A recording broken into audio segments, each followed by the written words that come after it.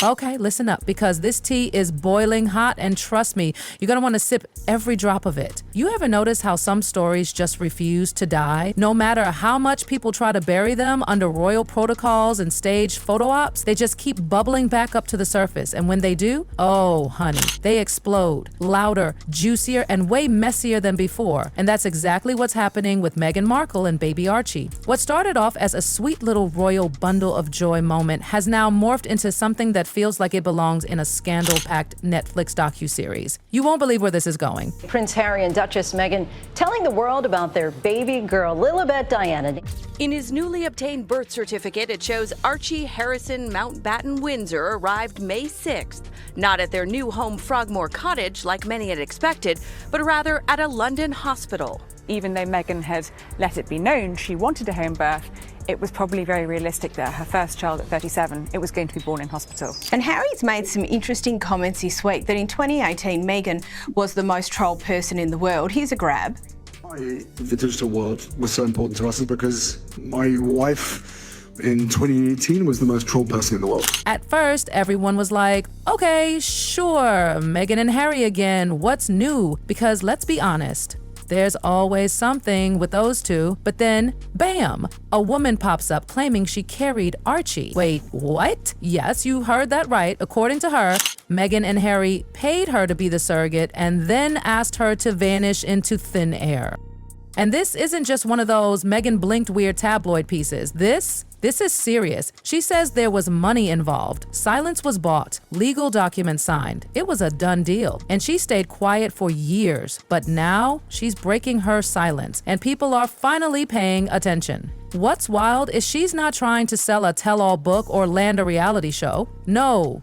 She says she feels used, that's why she's speaking out. And if someone who had a deal in place, promised confidentiality, is now airing it out because she feels betrayed, oh babe, that's no longer just hot gossip, that's potential disaster. And guess what Meghan and Harry have said about it? Absolutely nothing. No tweets, no carefully filtered Instagram stories, not even a classic no comment. And Meghan, you know, she's always the first to jump in with a legal threat or a strongly worded statement. But now, radio silence. And silence like that, it's loud. Too loud. It's deafening.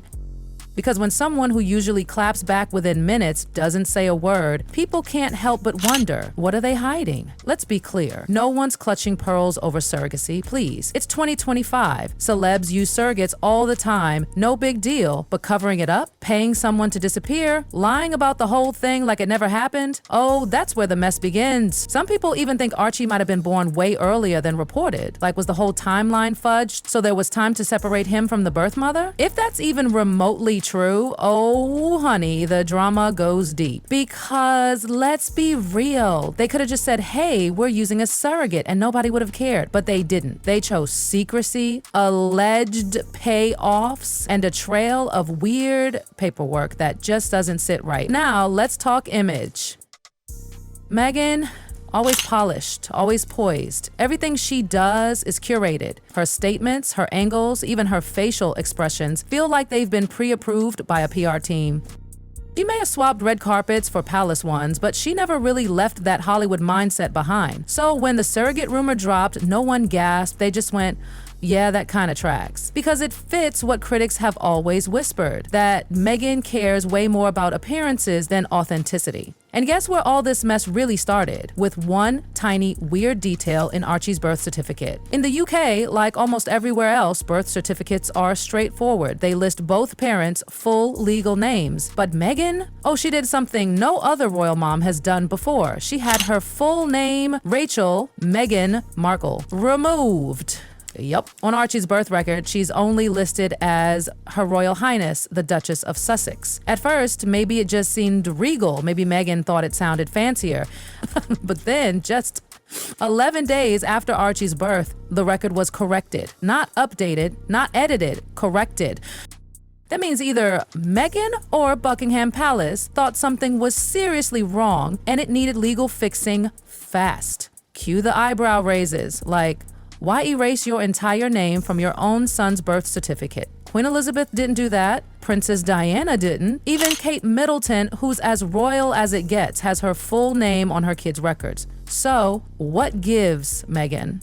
Oh, but wait, it gets weirder. Let's move on to Lilibet, or as they call her, Lily. Media says she was born in sunny California, right? But hold up. Some paperwork floating around says Colorado. Random? Not really. You see, Colorado's surrogacy laws are a lot more, let's say, flexible. Unlike California, Colorado lets the intended parents, like Meghan and Harry, be listed on the birth certificate from the get-go. No mention of the actual birth mom. Clean, fast, silent. And when Lilibet's birth certificate surfaced, oh boy, it didn't list Harry's real legal name, Henry Charles Albert David. Nope, it just said His Royal Highness, the Duke of Sussex. And here's the thing, in America, that title means nothing. You can't stroll into a DMV or file for legal custody using a royal title. The US system demands real names, full legal names, no exceptions. So what's up with that? Was it a mistake? Maybe, but come on.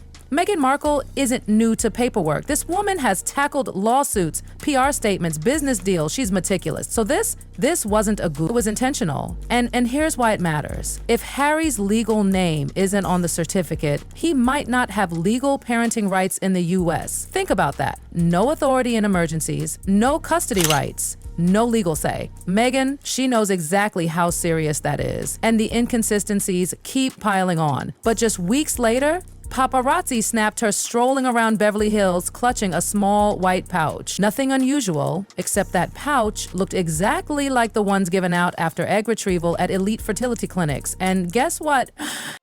The building she was walking into, it's known not just for dentistry, but for some of the most elite fertility treatments in California.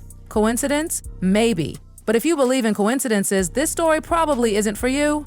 Her demeanor that day didn't scream grief either. She looked calm, controlled, like it was meant to be seen.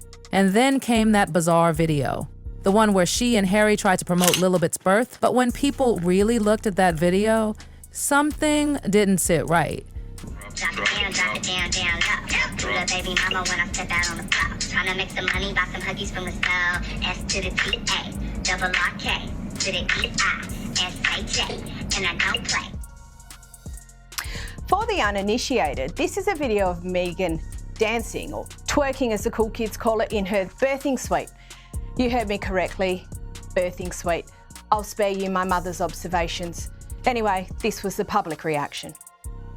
Safe to say this video has provoked quite a reaction. It is the cringiest, most uncomfortable piece of tape I've seen in a long time. I think this is funny. I think it's endearing. I like to see this. I thought it was a cute video. It's insufferable. I'm sick to death of them talking about privacy, but not actually really wanting it. There were no masks, no medical staff in sight, and absolutely no signs of the strict hospital protocols that were still in place at California birthing centers during that time. Remember, this was still during the tail end of pandemic restrictions. Hospitals were locked down. Even dads weren't always allowed in the room. But Meghan's video, it looked like a soft focus magazine shoot. Not a real birth, not even close. And when curious fans reached out to the hospital in question, they confirmed all births during that period were under strict pandemic restrictions. So now we're left wondering, did Meghan really give birth there at all? Remember Meghan mock cursying like a cartoon version of herself when describing meeting the Queen? She laughed on camera. People were horrified. It came off as completely tone deaf, especially considering Queen Elizabeth had publicly welcomed her into the family. But then came the darker stories. Former palace staff started speaking out. Claims of bullying, tantrums, allegedly toxic work environments. People described Meghan as a dictator in heels. It got so bad, the palace launched an internal investigation. Sure, they never released the findings, but word was staff turnover was insane during Meghan's royal coincidence. Again, not buying it. So while all this behind-the-scenes chaos was brewing, Meghan was still out here trying to build her brand empire. Archetypes, her long-awaited podcast, was supposed to be her big moment. You remember the Spotify deal, right? Millions of dollars, so much hype. But then, silence. After one season, the whole thing was canned, just like that. People expected raw storytelling, honest convos, maybe even a few laughs. But instead, we got over-edited, surface-level chit-chat that felt more like a media training seminar than real talk. But the guests were underwhelming. The vibe, way too polished, way too controlled. It didn't connect, and the public felt it. Even Spotify execs called them out, questioning whether Meghan and Harry actually delivered what they promised. And like that, the once hyped podcast vanished, quietly, embarrassingly. And you know what came roaring back to replace it? Yep, those surrogacy rumors. Because when the glossy distractions fall away, people go straight back to the questions that were never answered. Like that staged birth video for Lilibet. Where were the nurses? The doctors? The masks? The pandemic was still happening?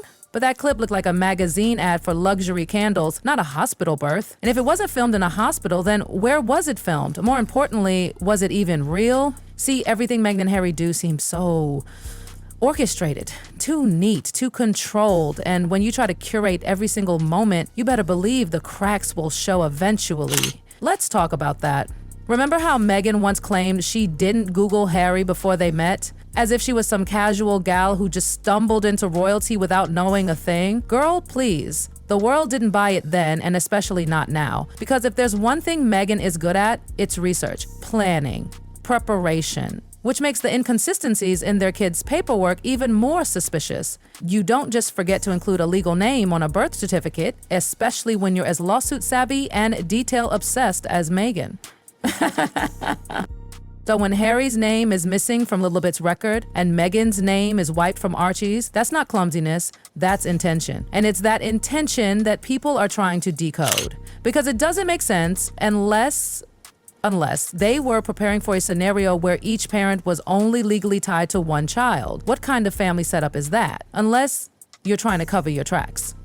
Or protect certain truths, maybe even set things up for a quiet exit, just in case. And if that's the case, what were they planning to hide? Here's where things get really uncomfortable. A source, allegedly close to the entire situation, claims that Harry might not even be Lilibet's biological father. And before you roll your eyes and go, no way, just think about it. What if Meghan and Harry had to use donor sperm? What if Harry's medical issue made it impossible to conceive? What if Meghan, always strategic, always brand aware, decided to go ahead with a surrogate and a donor and simply never told the public? Not because there's shame in that, there isn't. But because admitting it would shatter the picture-perfect royal fairy tale she's tried so hard to protect. It would expose the fact that a lot of what we've been shown, photos, statements, family moments, might not be the whole truth. And for someone like Meghan, who's built a whole empire on controlling the narrative, that would be devastating. And here's another subtle but chilling observation. Meghan's emotional body language changes when she talks about her kid. When it's Lilibet, her tone softens, her smile lingers. But Archie, the affection feels polite, scripted, rarely spontaneous. And the royal watchers, they've noticed. They've compiled side-by-side comparisons, timeline statements. And the conclusion that keeps surfacing? Something's off. Let's revisit the timeline of Meghan's supposed miscarriage. July 2020. Publicly painful, described in haunting detail in an op-ed, but just weeks later, there she is. Paparazzi shots show her walking casually into that Beverly Hills clinic, holding that small pouch, not just any pouch, the kind often used for cold storage after egg retrieval. And the clinic, not just for dental work, it's known for its high-profile fertility treatments. It's like Meghan wanted to be seen, like every detail was calculated, like she was planting a story without ever having to say the words. And when you step back and look at the big picture, when you put the documents, the dates, the demeanor, and the silence all together, it paints a picture that's murky, carefully edited, full of missing pieces, and that's the scariest part. Because this isn't just a celebrity scandal. This is a family with royal history, international attention, children involved. If Harry truly has no legal tie to Lilibet in the US, what happens if the marriage goes south? What happens in a custody battle? What happens if Meghan makes a move and Harry has no say? And if Meghan doesn't legally appear on Archie's record, who's his mother on paper? And why would she agree to that? None of it adds up.